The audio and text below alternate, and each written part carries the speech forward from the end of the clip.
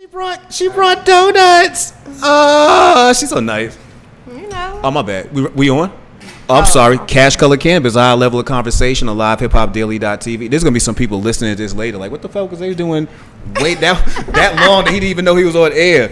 What's up, everybody? I got my second guest in the building. I'm actually ready to get into these donuts already, but I'm gonna talk about this later. But first, introduce yourself. Okay, my name is Meek. Well, nickname. We gotta get you to the mic. I gotta get closer. Yeah, we gotta. Yo, you about to have a show, man. You gotta understand how to do these things. Yeah, right. All bougie with it. No, I'm just too high for this shit. I set an angle. Okay, I'm just playing. All right, so who are you again? I am Meek. Mm-hmm. I'm also known as the Candylady, and I make specialty treats. You do make specialty treats, man. It's so crazy. I found you on Instagram, but it wasn't like I found you by actually speaking to you. Mm-hmm. I found you because you was at a tattoo shop that was not too far from me, talking about she had edibles. And I was like, who the fuck is she? Do she know Cash Color Cannabis exists? How do you have edibles and I have not met you? But after that, we didn't get a chance to link up. You came up here a couple times, actually, and we definitely enjoyed every time you came through. So I appreciate you pulling and supporting us and coming by. Let's speak to us about how the day you decided to use cannabis in your recipes. Like, what was that day? Well, to make a long story short, my son, he had medical complications. Oh, I'm sorry to hear that. So we were in and out the hospital a lot, and unfortunately, my son passed away last December. And I went up to the hospital, one of his practitioners, and got some documents, and I ran into another parent, because, you know, when you in there, you talk with other parents, you can find yourself in them, because they understand what you're going through. So she basically told me she was having issues with her daughter. She had suffered from epilepsy. And she was saying that it was going as much as 3 to 4 times every other day. Yeah. So she asked me, to make a long story short, would I be interested in making something that she wanted to try to see if it's going to help? Because she the one who approached me about CBD and cannabis oil and all this other stuff. Did she smell weed on you? Like, what made her? I mean, it ain't no secret. I blow it down. You know what I mean? Like, I don't hide that shit for nobody. And doing what I do now, I see everybody indulge. Like, I be surprised. I be like, okay, but no, we talked about it, and you know, I heard the concern in her voice, because as a parent, you're going to do whatever it takes to help your child. Of course. You know, at all costs. So, you know, being the fact that I understood what was going on and I knew it personally, I just did my research. I went on YouTube. I had figured out how to search and extract my own oil from the flower. I started off with a 7. You know, did it like that, and she used hustler terms too. Started off with a 7 on it. She used hustler terms. And surprisingly, I just really took my time. I didn't rush the process. I found one video. I actually forgot who it was, but I found one video on YouTube that I really loved, this technique that was comfortable for me to try. Yeah. And so I did that, and my extraction came out better than I thought. But I never tried an edible before, so I never knew what it was supposed to do. So I had made the candy, and I ate it before I gave her one, and I was on my ass for like the rest of the day. I was like, oh snap. So I gave it to her, and when I gave it to her, I haven't heard from her in about like almost 2 weeks. So, you know, it's like out of sight, out of mind. You know, you just go on about whatever. Yeah.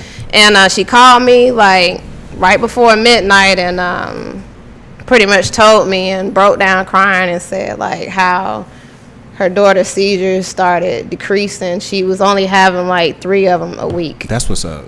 Yeah. So you were definitely a help, and that's crazy, because I don't know if you've been following the news, but there's a couple right now who lost their child recently because of the seizures they were having, and they actually gave the kid cannabis, and, you know, came and took a kid.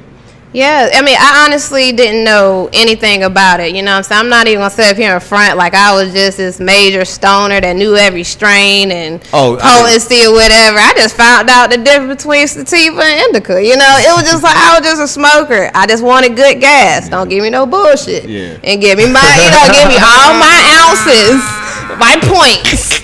And we ain't got no problem. You are funny as hell, man. That is, well, you know, That's crazy because I fancy myself the same way. Like prior to starting the show and prior to doing the documentary, the most I knew about weed was where to get it and it not be trash. You know what I'm saying? Like it was doing the documentary and doing the show that I actually learned a whole lot that I really felt like, damn, I can't believe I didn't know that before. I just know trash weed for some good weed, you know, something that's going to cap me high for an hour, something going to have me high all day. Look, we joke around here a lot about how now that I know weed and how to get it, and you know I'm very cautious about how people store their shit. Right. How I reminisce about how when I used to buy weed back in the day, it would always come from somebody's boxer shorts or their socks. You know what I'm saying? Like, and how you couldn't pay me right now to smoke like boxer weed, to smoke sock weed. You said boxers. Yeah, you know. Like, you really know people out here talking that shit like that now. People go deep down and man, first of all, if he going past his waistline, I ain't touching shit. Look, if you go into your sock, I ain't touching it. Like people really used to keep weed, and they probably still do. I keep mine in my bra sometimes. Look, you got. I mean, you a female. It's different. Like you go to 5 Points right now. There's some dude walking around with a bunch of mid in his sock. I promise you. He said mid too. Yeah, a bunch of mid in his sock. I know that's happening, man. Meek, when was the first time you smoked? Oh, my mama gonna beat my ass. Is she watching? Hopefully your mama. I hope not, but she probably will. Yeah. But no, the first time. See, my mother was a smoker back then. That's how I even knew what weed was. Okay. And like she used to go hide in the garage or around the house, and I would always find these little brown, now I know, roaches. Your mom was cool. You know. Your mom was cool. So one day I think I was like 15 the first time I tried it. I was 15. Did you smoke one of her clips? Yes, I did. How else was I going to access? I didn't know what to do. I didn't know how to roll. I didn't know what was going on. All I knew, I just light it and pull it, you know. Man, was she smoking boxer weed? Do you know? Like, did you ask her first? Like, are you smoking boxer weed or foot weed? Well, I didn't even know what the hell I was doing at that time. I just saw my mama doing it. Every time I used to catch her, she'd jump. So I knew it was something I ain't supposed to know about. So that made me even more curious. But the first time I got high, I was 15. That's what's up. You know what? Until a man, everybody who's come up on this show and told me they first time smoking has all beat me. Like, I didn't start till I was 21. Like, y'all was like 6-7 years way ahead of me smoking. But even though I started then, I really didn't start smoking back until like I was about almost 18. Okay, that's what it is, man. So when it comes to smoking, like what is it about that you actually like about it?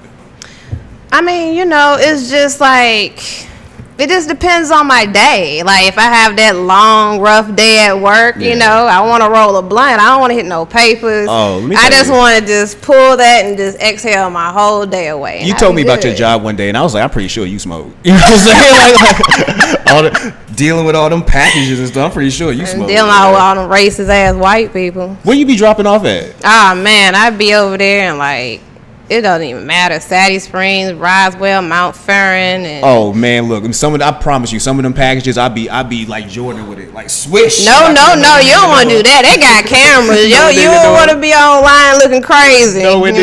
Become a meme and shit. Say, what up, Stanley, man? Hey, okay, but you know that's so crazy. So your weed story is kind of funny. So you smoking your mom's clips. You talking about she gonna be mad at you? So she doesn't know to this day you smoke. Like, are you? I mean, you know. What wrong with your mom? No, my mama know I smoke. Oh, I was about to say. She even know what I do. I was about to say, at some point, you need to chip in. Like, you've been smoking her weed. Boy, stop. I left that alone once I discovered my own. Like, you know. That's crazy. But, you know, the thing that got me interested in you today, well, not just interested, because, you know, I love the food. I just love you as a person overall. Mm-hmm. But you have a show coming on. No problem. You have a show coming soon. Yes, yeah, I've been nosy. I saw. So good. I like the nosy. I saw this one day she in Dallas, and next day she. Matter of fact, you was in Onyx at Dallas of all places. I was like, she really in Dallas. Is she in Onyx right now critiquing? Hey, that shit was trash too. I'm sorry. Please don't beat me up about it. What up, boy? Yeah, you in the city? That's what's up, man. So, but talk to us about, you know, saying, well, give us as much information as you can about getting baked with Meek. Like, how did the show concept come about? Who approached you about it, and what made you feel like this was a good time to start doing that? Well, you know, after I started like pushing myself and trying to see what I can create, you know, that's different, that'll be appealing, that more people want to try it, because I have a lot of first time triers. Yeah. You know, so I've been seeing them passed out on your IG. Yeah, but see, the thing is, I don't make it to where, you know, you take one bite and you completely gone, because the average person, especially if they not into edibles like that or body highs like that, you know, they want something that they can still do something if they have to. Yeah. You know, so I try to make it to where you can sit there and enjoy the whole treat, you know, and just be good, you know. But just talking with my friend Nate, you know, he really pushed me to do the show, you know, because I'm open to showing some of my techniques and stuff like that, because I've been having a lot of people ask me, and it's crazy because I never would have thought anybody would be like pressure me, like, can you show me this or that? So I just put it together. Actually, I've been doing it for like almost a year, as far as like putting everything together, because you don't want to rush into stuff, you know. No. So when I finally got comfortable I felt like I had to achieve certain things to make before I put this show out. I feel you. You know. You don't put yourself on a certain level before you just jump out there. Right, because I really do it for the enjoyment, not too much for the money. But the money sometimes is a plus, but you know, it's just not like I'm out here hustling edibles all day, every day. No, I know that. But so are you going to be doing the show here, or is it going to be in Texas that you be doing it? No. I'm going to be doing it here. I already started taping. So. Oh, where you taping at? I just you see why I'm nosy? I'll let you know after the show. Now I am nosy because I'm like, you know, we have a whole place called Live Hip Hop Daily. I'd love to produce something like getting. But you know, it's just the thing that, you know, the show, actually, I just wanted to be comfortable. I wanted to be in an environment before this being my first show. Yeah. I really want all of that energy control, you know. So.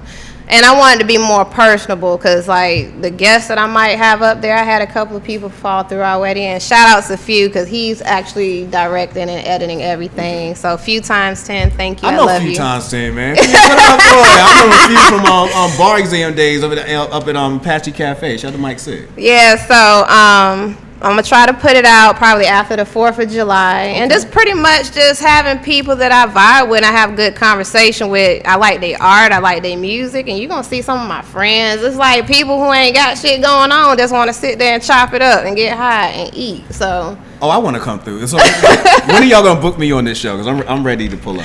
Well, you know, I might push 2 more openings, because I didn't really think that a lot of people would be like interested in doing it, because you know a lot of people don't like to be on camera, so you got to be respectful. Shout out to CashColorCannabis. I think we force people to be on camera. I swear to goodness, like I think, you know, when I looked up and saw how many shows we had in the city, I was like, I take pride in that. I think we actually force people to say we're gonna be on air, because I used to, when we first started the show, people would just hit me all day. I don't want to be on air. I don't want to be on air. I don't want to get caught by the police. I'm like, you're not Pablo, bro. Like, calm down. Like, you know what I'm saying? Like, get on the air. Like, it's not that big of a deal.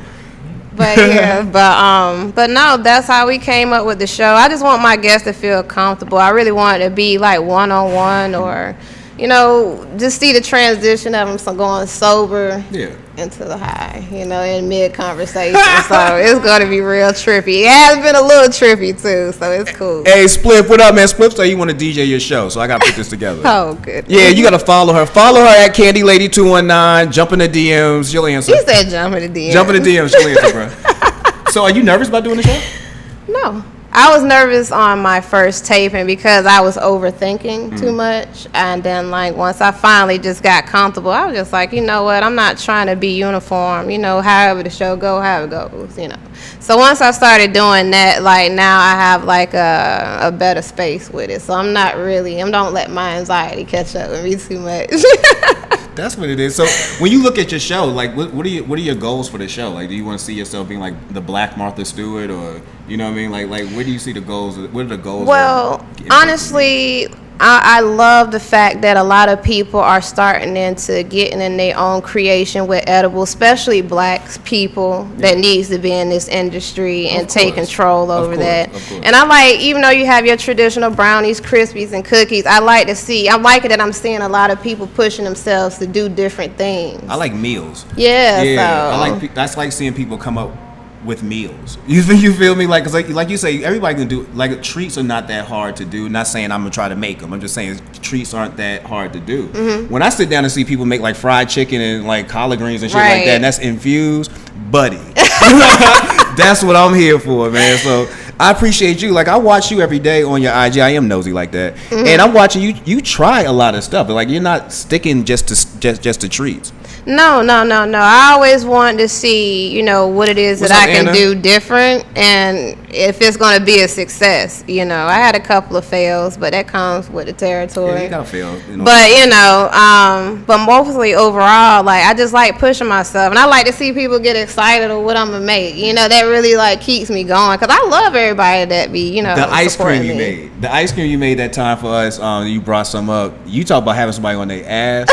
Them ice cream sandwiches had me on my ass. I was like, I should have asked her how many milligrams she put in this, because this is a lot going on, buddy. That's a lot going on, buddy. But you did your thing, man. I definitely appreciated that, and I do appreciate the fact you actually tried. Thank you. Sometimes you gotta separate yourself and try to you gotta find your lane, like what makes you different, So, and that's what I do, But like I said, I'm just liking the whole vibe of everybody coming out, making everything, and we starting to build a family around each other. We starting to support each other more. Shout out to Atlanta Biz. Yeah. And TK Goodies, Trap Treats. What up, man? So, 420 Snack. Yo, I ain't forget about you. I see you over there. 420 Snack. Shout out, man. Right. Yeah, I'm loving that too about Atlanta. Like, and I do want to give ourselves a little bit of credit for that. Cash Color Cannabis did kind of give a platform for people, especially in this city, to be able to speak about what they do. You know what I'm saying? Because before that, there was a whole lot of behind the scenes and in shadows. And now I'm seeing people come out and really flex what they doing and really being proud of their brands. Like you say, Trap Treats and yourself and 420 Snacks, and people are doing events, and we're getting involved in this on a level that's going to push politicians to have to do something. Right. And it's a beautiful thing, because we all offer our own flavor and something different to the table. And like I said, I never knew this many people like edibles. Me either. And it's just not like the red. I'm talking about like corporate and all this other stuff. I'm just like, we started to the point today. I offered a friend of mine. I made some brownies myself yesterday, not regular brownies, mind you, like Duncan Hines. You know what I'm saying? I said Duncan Hines. I gave a friend of mine a brownie today, and she ate it. Then she came back to me and said, "What was in that brownie?" I was like, "Nigga, chocolate and walnuts. Like, there wasn't nothing in it." She's like, "I just want to make sure, because I know everybody nowadays got edibles." And I was like, "She right." I hate when my friends and stuff come over. So like, I don't infuse everything. Like, if I'm inviting you to eat, this is regular food. I will tell you that. They were like, "What's in there?" Yeah, Bill Cosby, don't be spiking me with nothing, man. No. I don't do that. Don't have me pull up in there. You got all kind of indicas in your food, and I'm waking up like, what happened? Oh my gosh. Trust me, I don't want nobody passing out at my house, so I will greatly give you something like a sativa so you can carry your ass home. In a dream, you are so southern. In a dream situation, if you had a dream situation of who you could provide a meal for, who you could prepare a meal for, who would it be? Who I can prepare and a it would meal be infused for. Yeah, so it could be Oprah smoke, apparently. Infused meal. I would love 2 Chainz. I would love to do 2 Chainz. And I don't know if Bun B actually infused food, but I would love to do a show with Bun B. I love him when he did them little cooking skits and stuff. Even though it wasn't that much to it, it was so simple, and he was just so hilarious, and it actually looked good as fuck too. I wish she was here last week for Shannara Butler. That's Pimp's wife. Yeah, she was in here. She's a big edibles person too, man. Oh, really? Yeah, that's what's up. That's what's up. So Bun B and who else you say? I said 2 Chainz. 2 Chainz is an easy one. I feel like it's not easy to me. I've been loving 2 Chainz since he was City Boy, especially Duffel Bag Boy days, and it's just seeing his progress and everything, and he gets down with the edibles. I would love to chop it up with him. Titty Boy, before he was 2 Chainz, almost got me kicked out of a restaurant because he smelled so much like weed. It was taboo then. Doing an interview in Charlotte, North Carolina, he pulled up with the duffel bag boy dollar. We were sitting in Dilworth Bar and Grill. I'll never forget this. We sitting in Dilworth Bar and Grill in the basement. I'm about to do this interview with these 2 kids, and the manager of the restaurant comes downstairs, and he whispers in the ear of my man Craig, who put together the meet and greet, and said, "Y'all can't be smoking downstairs. We can't be smoking weed downstairs." And Craig was like, "Who the fuck smoking weed?" Like, I was in there looking at him too. We look over the 2 Chainz. This man smelled like a whole pound. I believe it. And he smelled like when he walked in. And the funny part was Dollar came in with a chain that was a plate. It was a plate, and the other chain he had on top of it was a fork and knife. And I was like, the fuck are y'all doing, man? Like, yo, you talk about some straight out of motherfucking South. Man, look, they Atlanta for real. Hey, man. They Atlanta for real, and they definitely smell like a whole pound of weed and almost got kicked out of a restaurant. Hey, man, ain't nothing like that loud aroma, you know. That's the best smell. It is the best smell unless you're going to don't get caught with something. Like, no. Don't walk into a job interview smelling like weed and being shocked you didn't get the job. That's why you got them vape pens. You can hit that and don't have no stench. It'll be high as fuck. That's like, yep. Shout out to vape pens. You know, I went to the MJ Biz conference not too long ago, and I was telling her, went to a bunch of after parties. That was the first time I've been in a situation in the cannabis industry where I went to a party and nobody smoked weed. Like, I've never. That was my phase. Nobody smoked weed. Nobody, but everybody was in there for a check. You know what I'm saying? It was all about networking and trying to make sure they got bread. Like, you know, if it was in Atlanta, everybody. I mean, I still want to have the smoking section. Like, I mean, all y'all ain't got to smoke. I'll fire one up. She'll fire one up. Yeah. Meek, when can we see Getting Baked with Meek? I'm trying to have it released sometime after the 4th of July. We just now putting all the skits together, the little trailers, and, you know, just little teasers leading up to it. So that's pretty much what I'm working on now. And my Get Baked with Meek page, you'll start seeing some updates on that as well. Well, I definitely want to be down. Any help you need as far as maybe booking guests or something, I'm definitely down here for you. I appreciate that. No doubt. As a matter of fact, I can help you book somebody myself. I know. I knew that was coming. You know what? I would definitely show you love. Book me. I want to be on the show. Book me. Yeah, so before we get out of here today, I know you brought some treats. I'm going to touch this one because I'm never going to eat it. Why you never going to eat it? There's cereal on top. So why would you touch it? I had to show... Well, why would you just didn't touch the one that you wanted to eat? That would have made more sense. Now I didn't think about it at first. Clearly, I'm catching contact on somebody. Like, it clearly make no sense. But I will try this now that I did touch it. This looks good though. So what exactly is this? Is a donut that you it's infused, and then it's like a strawberry icing that's infused as well with the with the mellows on top. Yeah, I'm gonna get these mellows out of here. You need to take that to his show. Take that cereal nonsense to his show. But that's Butterfinger and that's Heath. I did the chocolate and toffee on top, so that's like a Heath. Okay, so we're going to get busy here. I'm going to have to save one of these. We're going to have to get busy here soon. Thank you very much for coming through. And thank you for inviting me. No doubt. So definitely everybody keep in touch. Make sure y'all follow her page. Get Baked with Meek. Also, Candylady 219. I appreciate you for coming up and I already feel this. No, you don't. Yes, Stop. I do. Yes, I do. Stop. Yes, I do. You be making high potent shit. That is so not true. So that's why I'm creating the show. Okay. I'm showing you that you can like cut it down. Like, you know, don't take one bite and be dead. You can eat the whole meal and you'll feel good. I feel like Smokey in the chicken shack right now, man. Oh, you tried it. Thank you for coming through, though. I appreciate you. I appreciate you, too. No doubt, man. That's Cash Color Cannabis, a high level of conversation. This is, like I said, we're getting closer and closer to episode 100. Really? And I'm actually going to tap you for episode 100. I need them cupcakes. Yeah, you want to go do the way I told you? I am. Okay, that would be so dope, though. Hey, we ain't going to let y'all know. Y'all going to see it. Yeah. It's gonna be exclusive. Matter of fact, I already booked it out. First 25 people RSVP gonna get this commemorative cupcake. Right. I might not even get one. That's how serious I'm about to be. Like, I want to make sure y'all. I'll make sure you have one, if not anything else. I appreciate that. Again, it's Cash Color Cannabis, a high level of conversation. As always, every Tuesday, get the Live Hip Hop Daily app so you can watch us live. Watch us on LivehiphopDaily.tv. And if you are a streamer of music, if you like to listen to audio in your car, subscribe to the Cash Color Cannabis Podcast on Google Play Music, Apple Podcasts, Stitcher, iHeartRadio, wherever you listen to music at, you can find us. And that's Cash Color Cannabis, a high level of conversation. We out. Bye.